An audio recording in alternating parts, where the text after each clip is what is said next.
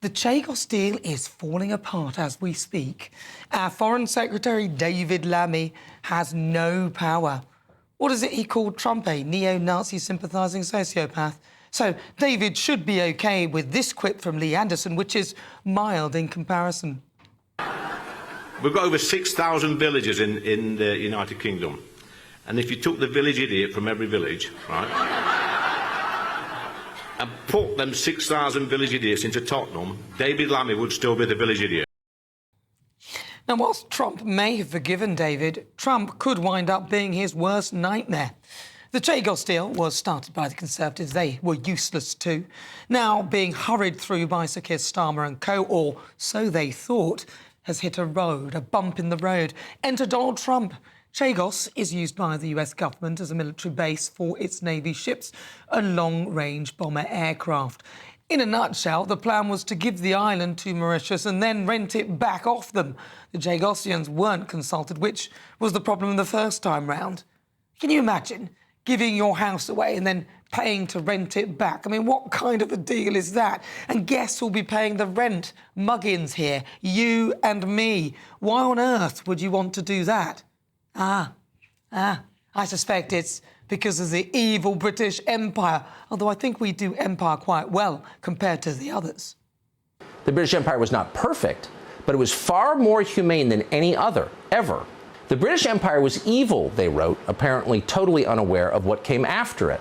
And speaking of what did come after the British Empire, how, for example, did Africa fare after the British left? Let's see. Uganda got Idi Amin, who was a cannibal. Rhodesia became Zimbabwe and then became the poorest country on the planet under the racist lunatic Robert Mugabe. As of tonight, South Africa is still being run into the ground by an incompetent kleptocrat called Cyril Ramaphosa.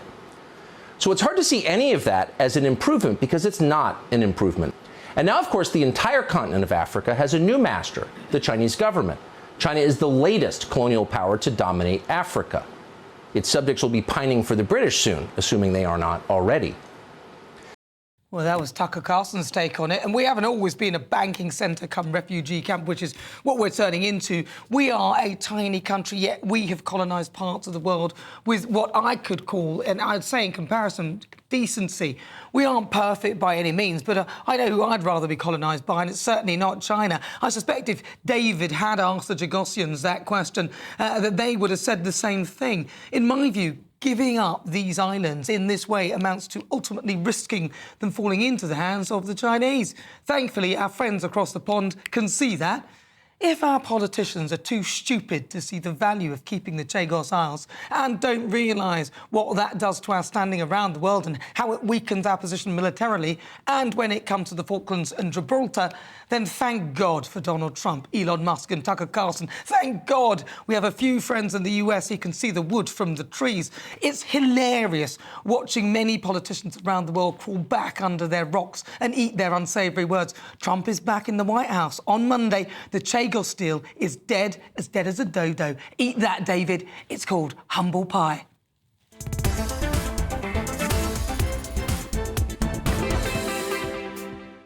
Before we get stuck into the debate, here's what else is coming up today. For the Great British Debate this hour, I'm asking, is Donald Trump good for Britain? As he re-enters the White House, he'll be faced with many challenges, including the UK's turbulent deal with Mauritius over the Chagos Islands.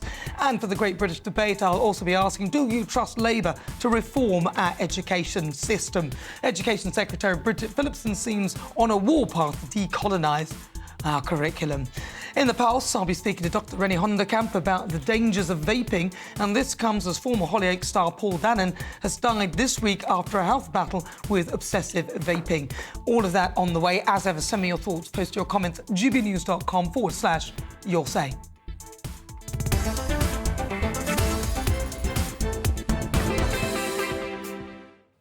Oh, joining me now is Labour Minister Dennis McShane. Dennis the Menace. He's here. Dennis, welcome. Right. Well, thank you, Nana. I was with David Lammy this morning. He seemed very, very calm and relaxed as usual. But I do hope after that wonderful speech, you are doing the inaugural address for President Trump. He deserves nothing less than to ship GB News and Nana Akua over there, because that was terrific. Oh, thank you. But I think Nigel's there instead, so unfortunately. But he hopefully will be on our show a little bit later on. Yes. So what do you think? Come on. Look, this deal, we know it was started by the Conservatives. They were useless. Nobody's saying they were good. But it was not necessary for the Labour government to continue with it. Does it make sense?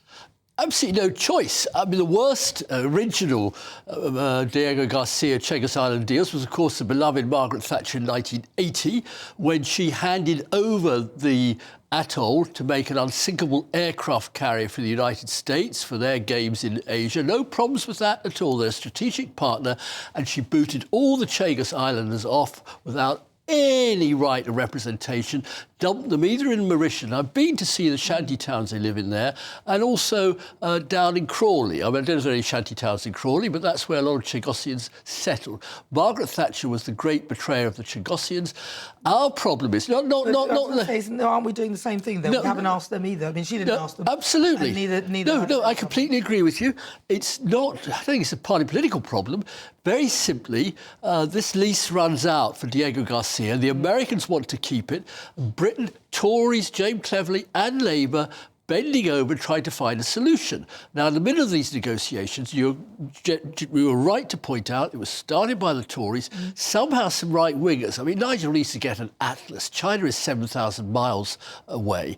And it's a similar distance from Africa. Come on. That's irrelevant. They can still come in and they can divide it all up. I mean, if you see what they've done to Africa. If they want to, I accept that they can. But it is the idea that America is just going to not be worried, and you legally have to rule these places under law. I love Tucker Carlson saying British Empire was wonderful. They didn't think that in the 1780s when George Washington said, we want English ruling us like we need a hole in the head. I think the point he was making, if I will, is that even where the British have colonised things, they haven't left it like the bungling way the Americans left Afghanistan with all the weapons and everything else. The British have, at least tried to do it with respect. Empires are a natural. No. I don't do anti-Americanism. I'll leave that to you. I'm just saying. Just the way you just attacked them the way they left Afghanistan. Well, that was terrible. Correctly. Terrible. Anyway, let's not go on to the idea that the British Empire was wonderful. I come from a part Irish family. I mean, go and sell that in I'm just saying Ireland. in comparison. Anyway, to go back to Chagos Islands, very, very, very simply, we are snookered by the fact that Margaret Thatcher did not conclude a conclusive deal. It was a 99-year lease, and it's running out, and every single court of law regards Mauritius and the Chagos Islands, the two together, as a former colony of Britain. It was granted its independence in 1968. We conquered it from the French. I've been there. They speak French more than English, curiously enough. And it's time to sort of go back. We're stuck under international. So is America. But why would the Labour government try and push this through so quickly? They're not. It's been No.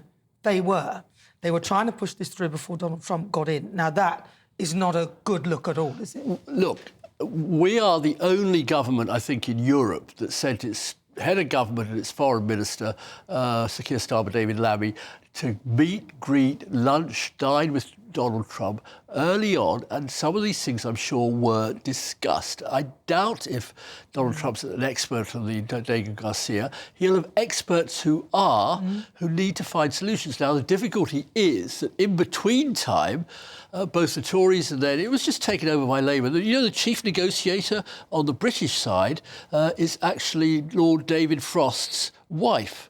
Harriet Matthews. I mean, she is the Foreign Office expert. Curious that Lord Frost, of course, is very, very anti-European and one of Mr. Boris Johnson's old chums. So it's just what can you do under international law? Now, we've had an election in the Chagos Islands, and quite sensibly, the guy who won said, elect me and I'll get the Brits to pay billions and billions. What about Rachel Reeves? Oh, forget Rachel Reeves. I'll screw the money out of the Brits. And the difficulty is, believe it or not, we don't have that kind of money to hand over. So I'm not quite sure what Donald Trump will do. I don't think it's going to be top of his agenda on Monday. I think the problem here, and it's the rush with which David Lammy, Keir Starmer. No, it was. And they didn't need to do that. And any sensible government with an incoming government for the United States would wait and not give this sort of sense of urgency as if they want to get it all signed. On the contrary, surely... No, that's what they were doing. No, forgive me. Even Mauritius... I was a foreign office minister. I mean, I really think some people should get an atlas and look at a bit of history, even my dear friend Nigel. Britain went very slow early on because we recognised that Trump was likely to come in when a lot of people thought he wouldn't. But you're still under the cosh of international law and international rulings. And that is exactly why there's no decision. And we've politely and in a friendly way said to the US administration, OK, you've got a new administration now. Do you want to rethink the previous Biden administration? Were delighted because it guaranteed them an unsinkable aircraft carrier in the middle of the Indian Ocean, a priceless strategic asset. And people like Nigel, the Daily Mail and some Tories working up a lot of angst on this and doing Britain and America a great disservice. Well, you know, I don't need to be an expert in international law or an ex-Home Office minister to know that if you are going to do this, ultimately you need to consult the people of that island. And that was the mistake the first time. Mrs Thatcher made, I agree with you. Mistake. And in fact, in doing this, they're making the same mistake again. And it is wise to wait for a new government to come into place. Which is what the Labour government's done. Well, and the Tory government would have done it too. The Tory government would have done exactly the same. But they were rushing this through, and nobody likes that look. Dennis McShane. Great pleasure, as Danger always. Mouse. Thank you.